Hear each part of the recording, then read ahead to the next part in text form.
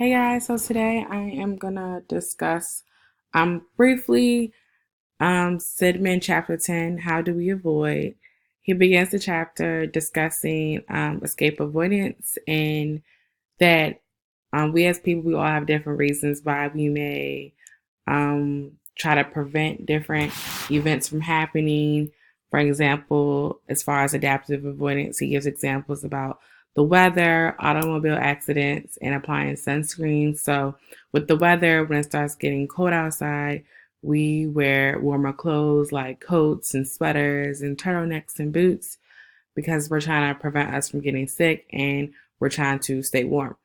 In automobile accidents, um, in order to prevent those from happening, we're supposed to be driving safely at least.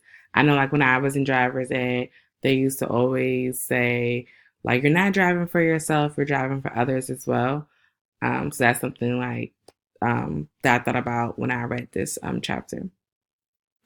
He also talked about how we apply sunscreen to avoid us being sunburned, or like that can lead to like cancer in the future.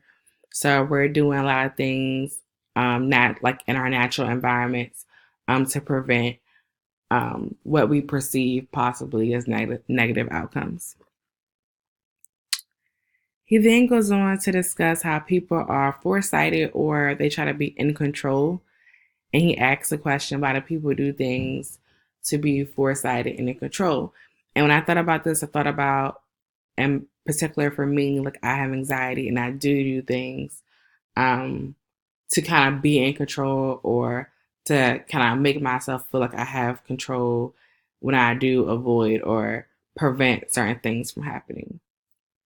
So he says some of the causes are found to be in avoidance contingencies that our particular environment has arranged for us.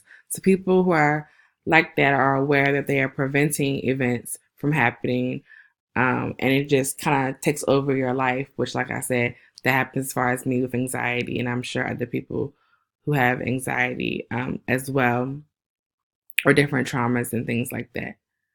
And they try to like prepare for the worst as well. Useful avoidance is hard to learn and to keep, and he gives real life examples that people have done and things that we do on a normal basis. Like people still eat fast food, and we have so many fast food restaurants, even though obesity rates is like a national problem, and like obesity is on the rise, especially in the United States and in the southern states in particular.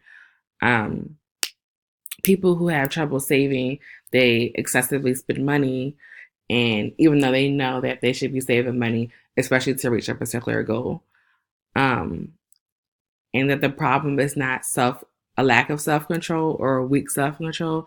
It's more of weak control by the environment in which the person is in, and we should rearrange that our external environment in order to strengthen the avoidance contingencies and provide other reinforcers for the behavior for like replacement behaviors.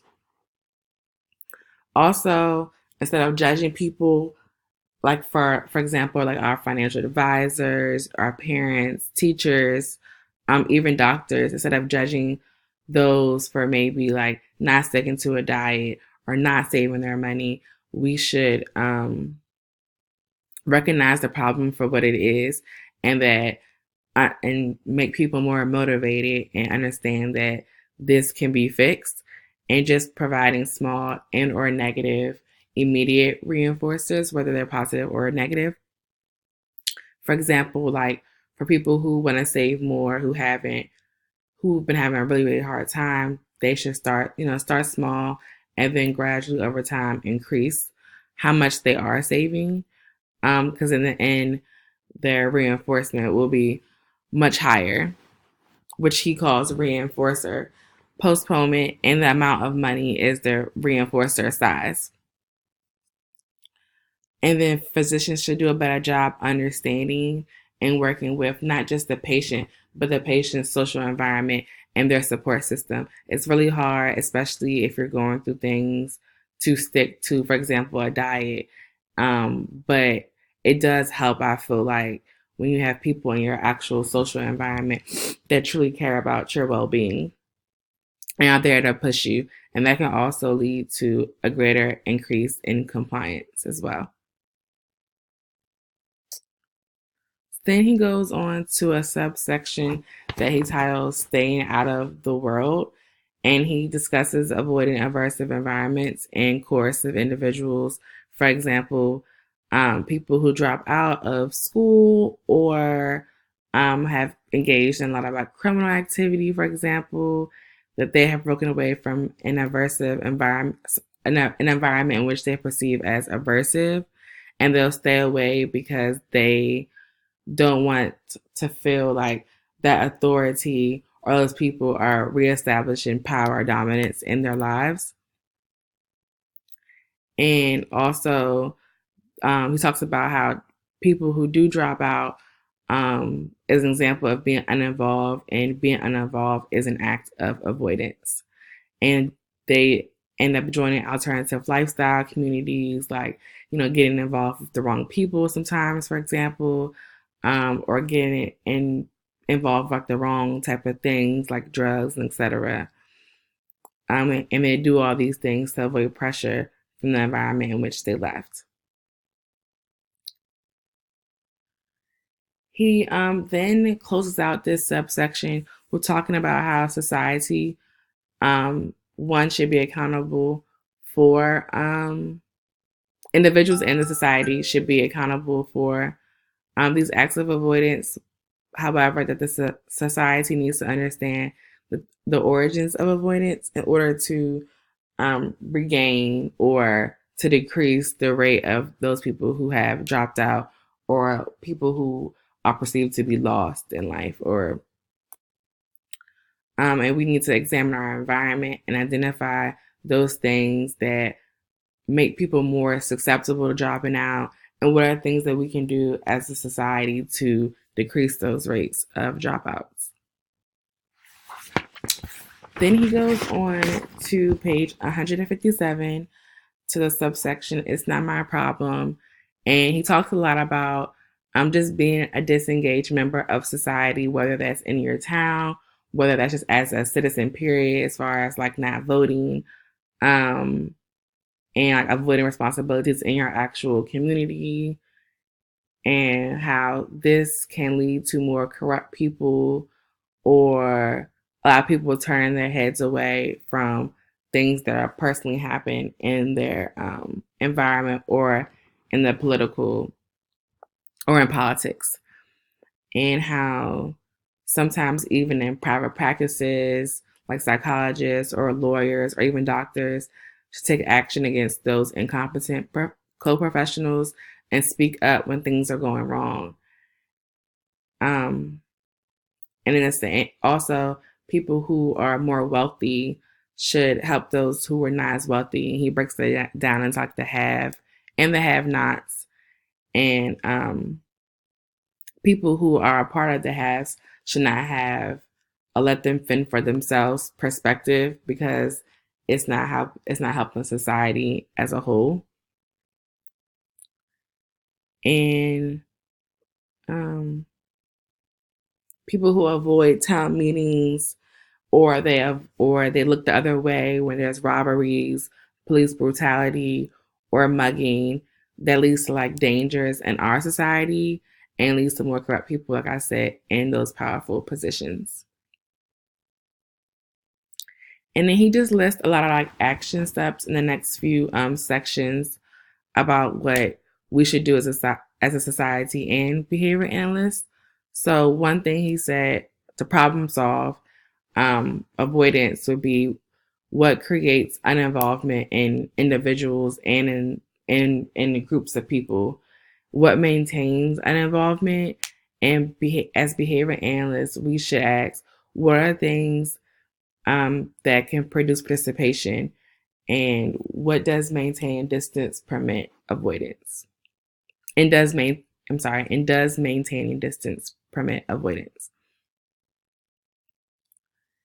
He then goes on to discuss that people do not become involved due to punishment and inconvenience, and how that could just that could disturb somebody's everyday routine, or it could just throw them off out of their day.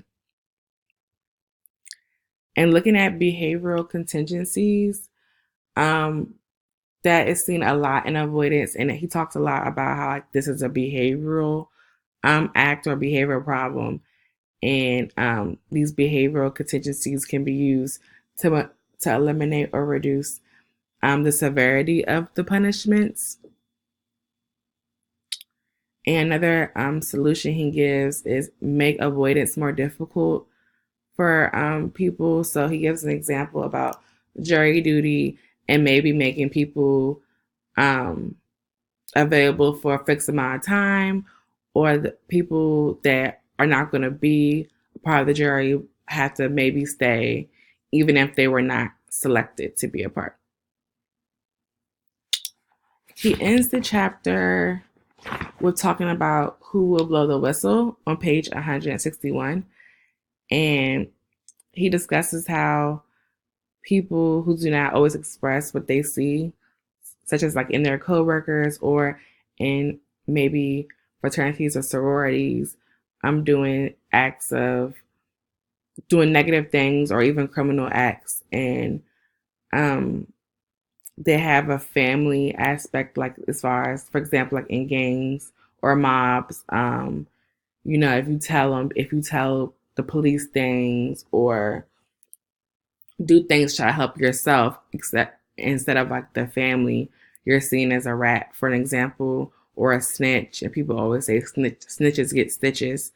So he talks a lot about how people are disengaged or uninvolved because they don't want to like disrespect or feel like they are being a snitch, for example.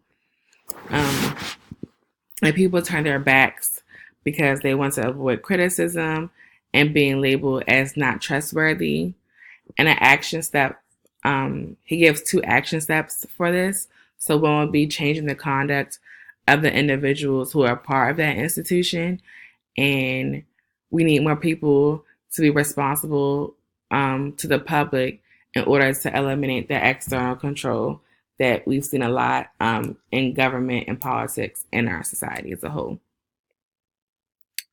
And then lastly, on page 164, carrying out the last page of the chapter, he titles it "If It Sells, It Must Be Good," and individuals protect their jobs to ensure their survival. So a lot of things that have been seen in jobs that maybe that your boss or the CEO could possibly be doing, and you're not saying anything. You're trying to protect your job and yourself and your survival at that company, but it also is you being disengaged and avoiding just your responsibility as a person if you see something wrong. So that's pretty much a summary of the chapter. I thought it was a really great chapter. I thought that he touched on a lot of really important points that I think in us as a society we do as far as like avoiding things that we see all the time that are not right, and people do have to do more about speaking up about that. So my discussion questions are: what are some events that you have avoided, and how do you think as a citizen and as a future behavior analyst you could better influence your environment and help others become more involved? Thanks, guys.